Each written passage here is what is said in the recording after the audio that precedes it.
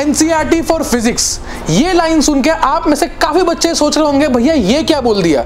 हर कोई कहता है एनसीईआरटी पढ़ो, टॉपर्स इंटरव्यू में टॉपर्स बोलते हैं कि एनसीईआरटी पढ़ो फिजिक्स की, बहुत क्वेश्चन डायरेक्टली आते हैं, लाइन टू लाइन क्वेश्चंस आ रहे हैं नीट में, और आप कह रहे हो कि एनसीईआरटी पढ़ो मत।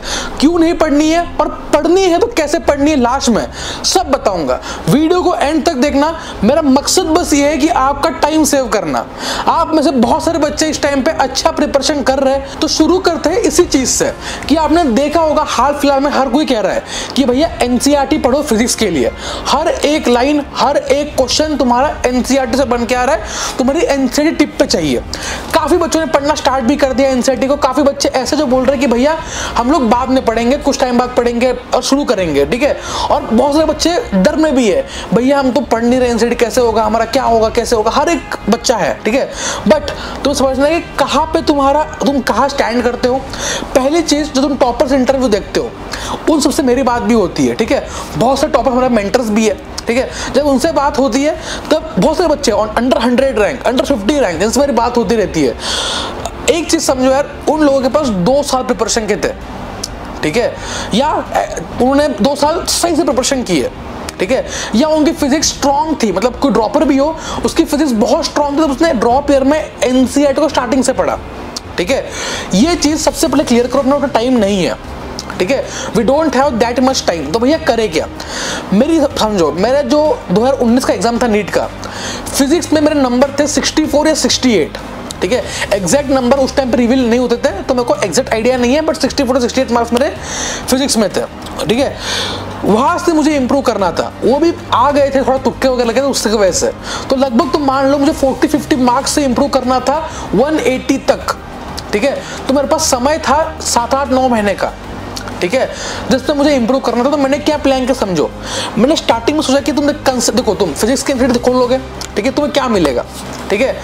मैं तुम्हें एक फैक्ट बता रहा हूँ, जितने क्वेश्चन फिजिक्स की एनसीईआरटी में है ना, 80 to 90% क्वेश्चन सेम मिलेगा तुम्हें तुम्हारी रेफरेंस बुक में या तुम्हारी मॉड्यूल में, गारंटीड है। और जितने क्वेश्चन फिजिक्स के एनसीईआरटी में है 70 to 80% क्वेश्चन हर एक टीचर, कोई भी टीचर हो जो थोड़ा एक्सपीरियंस हो, वो तुम्हें क्लास में करवाएगा ही। ये मैंने नोटिस कर लिया था। तो मैंने शुरू से एनसीईआरटी पढ़ना स्टार्ट नहीं किया क्योंकि वो टाइम कंज्यूमिंग था, और अगर मैं स्टार्टिंग से पढ़ता तो काफी चीजें मेरे ऊपर से जाती, ये फॉर श्योर है, ठीक है। तो मैंने क्या किया, स्टार्ट किया कंसेप्ट बिल्डिंग से। कंसेप्ट बिल्डिंग मतलब क्या, मैंने सोचा कि नहीं भाई, मुझे बस अपने क्लास में ध्यान देना है, ठीक है, क्लास के नोट्स को सही बनाना है। जो क्लास के मेरे टीचर हैं, जो मेरे गुरु है, उनके मुझे अच्छे से नोट्स बनाने हैं और उनके क्वेश्चंस को मैंने देखना है। उसके बाद मॉड्यूल या रेफरेंस बुक, तुम्हारा मॉड्यूल में मॉड्यूल कर लेना, मॉड्यूल करता है उसका रेफरेंस बुक, किसी भी इंस्टीट्यूट का मॉड्यूल कर लेना, 80 to 90% क्वेश्चन एनसीईआरटी के ही मिलेंगे, ठीक है, वो कर लिए, पीवाईक्यूज कर लिए, और यही मैं करता गया, ठीक है। और इसी से स्कोर इंप्रूव हुआ, क्योंकि फिजिक्स में concept is the god, concept ही भगवान है। तुम कितनी भी लाइन रट्टा मार लो, कुछ भी कर लो, अगर तुम्हारा कंसेप्ट एंड फॉर्मूला क्लियर नहीं है, तुम नहीं आगे बढ़ सकते।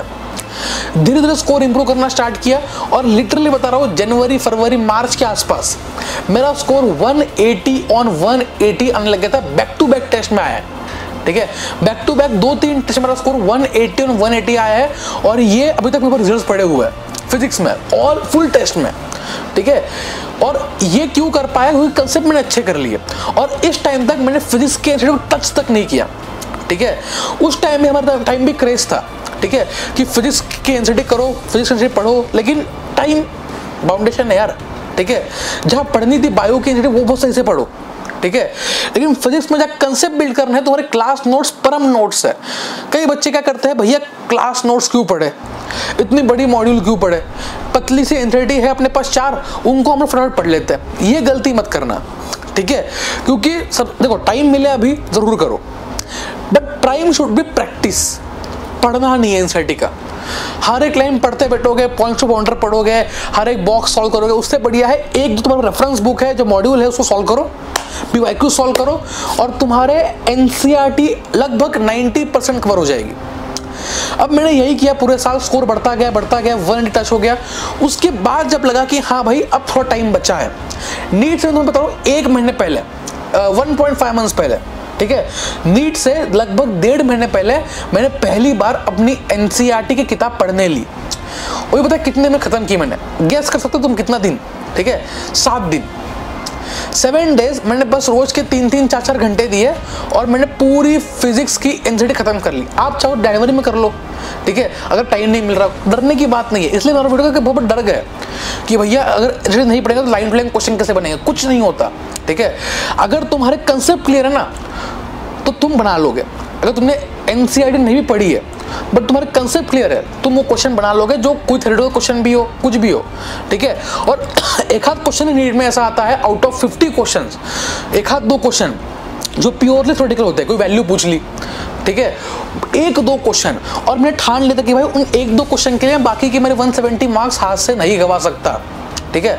और जब लास्ट का समय आया, ठीक है, लास्ट में जब टाइम मिला मुझे, 7 दिन का मैंने टाइम लिया था, हर दिन मैंने क्या किया ना, बस क्विकली ब्रीफली रीड किया एनसीईआरटी को, मतलब पूरा लाइन टू लाइन नहीं, बोल्ड पॉइंट्स टू पॉइंटर, ठीक है। मैंने आपको पूरी मार्क करके दे दूंगा पीडीएफ, मैं लास्ट ट्रिप दी थी, पॉइंट्स टू पॉइंटर दे दूंगा सारे अलग से, सॉल्ट में तुम्हें दे दूंगा, हर एक चीज में दे दूंगा। टेलीग्राम के ऊपर अथर्वा गर्ल ऑफिशियल ज्वाइन कर लेना, ठीक है। इससे फायदा मेरा क्या हुआ ना कि मैंने ऑलरेडी वो जो तुम्हारे क्वेश्चंस होते हैं एग्जांपल्स में एनसीईआरटी के, जो तुम्हारे क्वेश्चन होते हैं पीछे सॉल्व एक्सरसाइज में जो होते हैं, जो एक्सरसाइज में पीछे क्वेश्चंस होते हैं, वो हर एक क्वेश्चन मैंने ऑलरेडी सॉल्व कर रखा था। कहाँ पे? या तो मेरे मॉड्यूल में या पीवाईक्यूज में, प्रीवियस क्वेश्चंस में। तो मैंने वो वापस से करके देखे ही नहीं, बस वही क्वेश्चंस के 10% जो मुझे नहीं पता थे, बस दैट्स इट। और मेरी पूरी एनसीईआरटी 7 डेज में कवर होगी। 7 डेज में कैसे मास्टर करना है मैंने वीडियो बना रखी है। स्टिल मैं इस साल जो बच्चों के लिए है कुछ और नई इनोवेट करके चीजें बताऊंगा, और लास्ट में बताऊंगा कैसे आप 7 डेज के अंदर पूरी फिजिक्स के अंदर खत्म कर सकते हो इन स्मार्ट वे, राइट। तो समझ में आया क्या चीज कह रहा हूं मैं? तो अभी के लिए अपना मोटिव क्या होना चाहिए समझ में आया? Motive should be concept clearing, motive should be focusing on question practice and test, ठीक है। अगर तुमने ये सही कर लिया तो एनसीईआरटी 7 दिन में खत्म कर सकते हो, ये मेरी गारंटी है। बट अगर तुम उसको उल्टा कर रहे हो कि रश में सब कुछ करने का ट्राई करो कि मुझे एनसीईआरटी भी कवर करनी है, मुझे ये बुक भी कवर करनी है, वो बुक भी करनी है, तो तुम कुछ नहीं कर पाओगे, ठीक है। अल्टीमेट तुम्हारा यहाँ पे कंसेप्ट बनेगा जो तुम्हारे लेक्चर के थ्रू बनेगा, जो तुम्हारे गुरु जो है, जो भी गुरु है, सबको रिस्पेक्ट है मेरे, उनके थ्रू बनेगा, ठीक है।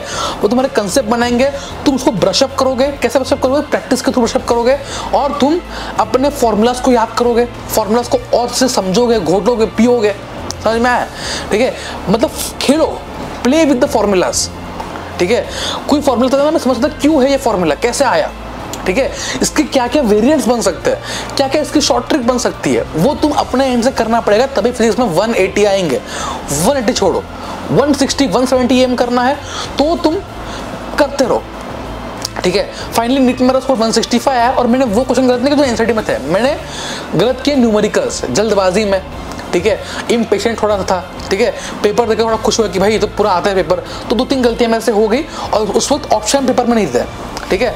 तो मेरे को 165 मार्क्स टोटल आए थे नीट के अंदर, और उस वक्त भी वो अच्छा स्कोर था, ठीक है। 99 प्लस मेरी परसेंटाइल थी फिजिक्स में, 99.9 something, I don't remember, but समझो, ठीक है। उस साल 680 मेरे मार्क्स थे, ऑल इंडिया रैंक मेरे 612 थी, 612। अब तो हजारों में आती है 680 पे मार्क्स पे, ठीक है। लेकिन उस इसमें अभी समझो कि तुम ड्रॉप फिर तुम्हारे पास है, तुम अभी तुम्हें प्रश्न सही नहीं है, तुम 4 चीजें पढ़ रहे हो, इससे बढ़िया एक पे फोकस करो और तुम जो एनसीईआरटी वो निकल जाएगी, ठीक है। हाँ, फिर भी टाइम मिल रहा है, तुम्हारे अच्छा फ्लो चल रहा है, अच्छा पढ़ रहे हो, फिजिक्स में 170 180 आ रहा है, तो तुम इसको पढ़ सकते हो, कंसिडर कर सकते हो। बट इतना भी इन डेप्थ मत करो कि हर एक चैप्टर को तुम 8-8 घंटे दे रहे हो, 6-6 आवर्स 5-5 आवर्स तुम दे रहे हो बस एनसीईआरटी पढ़ने के लिए नहीं, ठीक है। बहुत क्विकली ब्रीफली पढ़नी है, एक आइडिया होना चाहिए बस, ठीक है। कुछ पॉइंट हो उसको मार्क कर लो, दैट्स इट, ठीक है।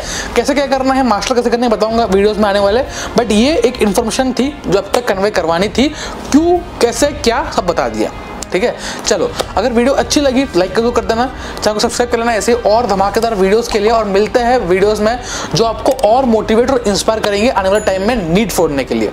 All the best and bye bye bye.